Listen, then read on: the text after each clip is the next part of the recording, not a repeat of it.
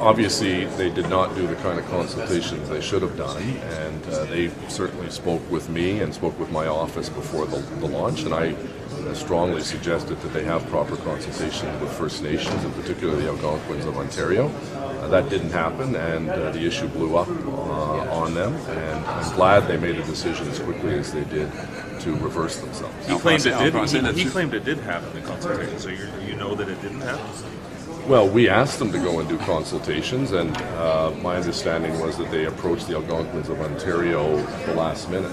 So if you're going to do meaningful and respectful consultations, you can't do it as an afterthought, you have to do it before. Were you invited to the event yesterday? And I know you didn't show up. Did you not show up on purpose because knowing the controversy that might come from... Well, I didn't show up because, one, I didn't know if I was going to get back from another event, but secondly, I was not supportive of the name that they had brought forward, and I wasn't supportive of the fact that they hadn't done the proper consultation.